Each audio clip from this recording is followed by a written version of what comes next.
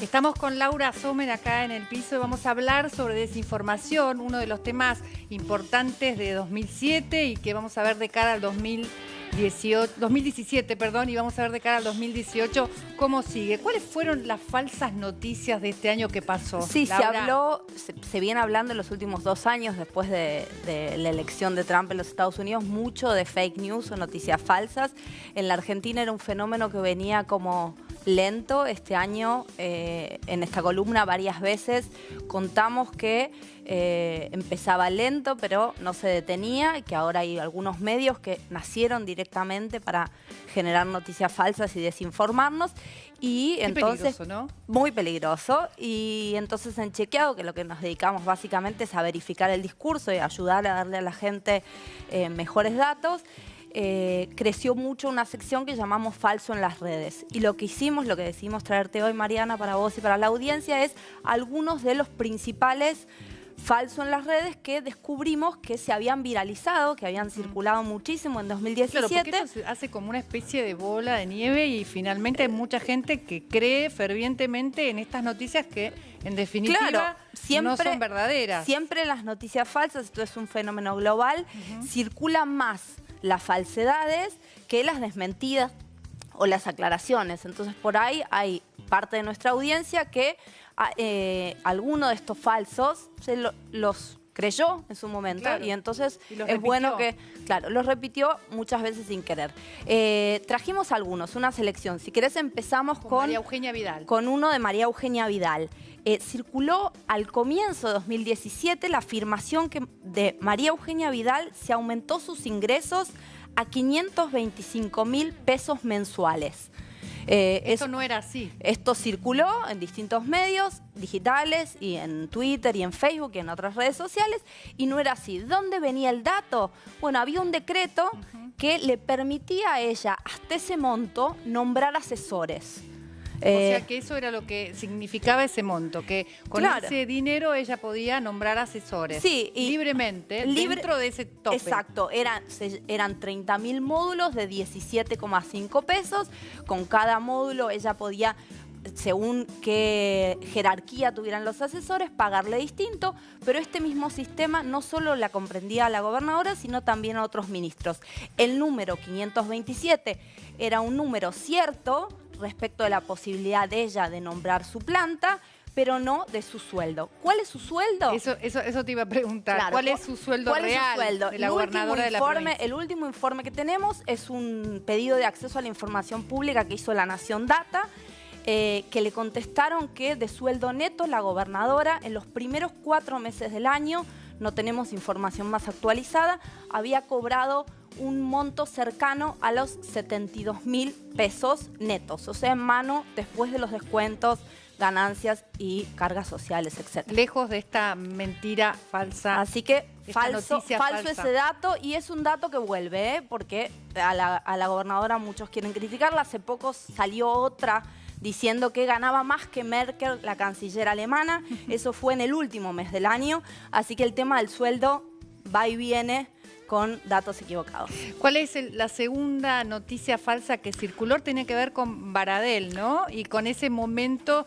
de las negociaciones. Exacto. En el comienzo de 2017, donde no sabíamos si iniciaba o no el ciclo electivo. Exacto. ¿No? Y por ahí los que nos están viendo se acuerdan que hubo una disputa fuerte entre el gobierno de la provincia de María Eugenia Vidal y... fuerte y larga. Y larga, exacto. Y la afirmación que circuló era: Roberto Baradel no es docente, ¿no? Incluso Wiñaski, el periodista, se lo preguntó en vivo, ¿no? Sí. Decía que estaba circulando en las redes y que él ahí mismo lo negó. Sí, él lo niega. Pese a que lo niega, había gente, como pasa en estos contextos de polarización, donde hay algunos que se paran de un lado y otros del otro. Los que le creían ciegamente, los otros creían que les estaba mintiendo. ¿Qué datos tenemos?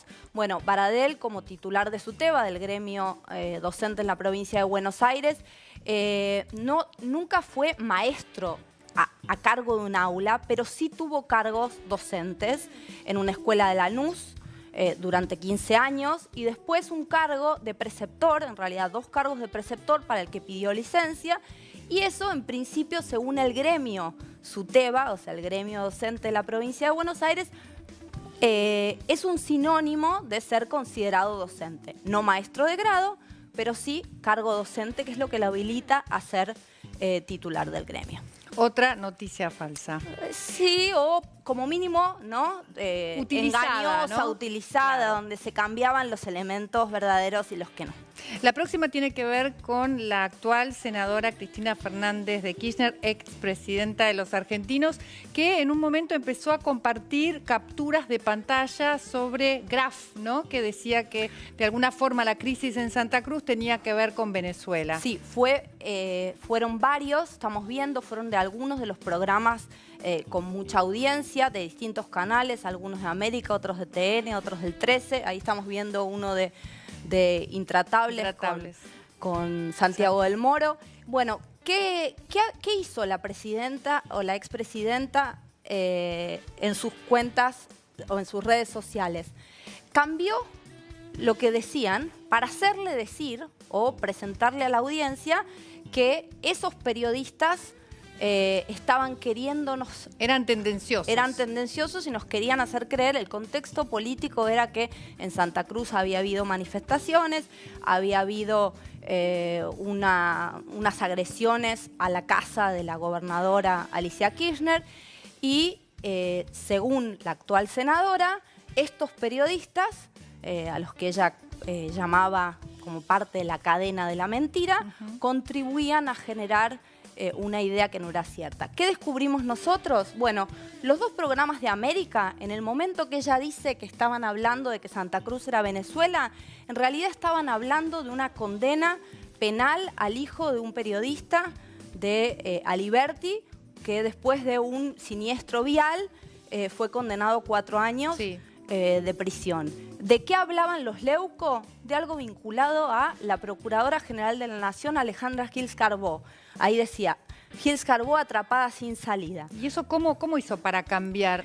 Bueno, así como en las fotos podemos cambiar lo que no nos gusta de una foto, alteró la imagen. En estos 3 casos, altera lo que llamamos graph, lo que dice abajo. Pero eso es algo que tiene que hacerlo con alguien, con alguien especializado. Sí, probablemente no fue la actual senadora quien lo hizo, sino alguien de su equipo. Pero ella lo compartió en sus redes sociales a título personal. Y en el último caso, en el de Mariana Fabiani, no adulteran ni cambian la imagen, efectivamente decía dolor y tristeza, pero este era un programa de televisión que no era del año 2017, sino de 2014, y Mariana Fabiani no lloraba por la situación de Santa Cruz, ni las manifestaciones en la provincia del sur. Por su abuelo, seguramente. Sino por su abuela. Por su abuela. Por su abuela, y a propósito de la muerte de su abuela, que tenía 92 años, si no me equivoco. Sí, sí. Así fue. Así que sacado de contexto, que es otra de las maneras de circulación de noticias falsas o desinformación. A veces es directamente la adulteración de una imagen o de un video, otras veces es la utilización de una imagen verdadera o cierta, pero en un contexto distinto al que fue sacado. Esto sucedió en otras oportunidades, ¿no? También. El tema de utilizar fotos en contextos diferentes para mandar mensajes que en ese momento también son polarizados. Sí, totalmente. El último ejemplo que trajimos, que es sobre los incidentes que hubo a propósito de la ley de reforma previsional, es exactamente eso. Vemos imágenes, en algunos casos eran imágenes del año 2012 de España, en otro caso de Brasil. Esta que estamos viendo es una imagen de una jubilada, la vemos con un palo y la policía apuntándole, pero no es de 2017, es de la crisis de 2001. Ajá. Es Buenos Aires. Hace muchos años. Crisis de 2001. Algunos memoriosos recuerdan que esos colectivos eran de entonces y no de ahora. Es verdad. Bueno, es bastante interesante la asociación, ¿no? Porque se ha querido quizás también reproducir un poco la crisis del 2001 en estos últimos hechos violentos. Claro. Bueno, y esta otra, por ahí la recuerdan algunos, circuló mucho previo a las elecciones primarias de agosto, nos invitaba a votar a favor de la protección animal. Sí, recuerdo. Y a incluir este pedido en nuestro voto. Cosa que puede ser peligrosísimo porque puedes anular tu voto. Exactamente. En la Argentina lo único que no pueden poner o insertar en el sobre para votar es alguna de las boletas, o si elige votar en blanco, nada. Pero si pone cualquier otra cosa, lo está impugnando su voto. Esa imagen además había circulado antes en Colombia, en Perú y en otros países. Así que otra falsedad o desinformación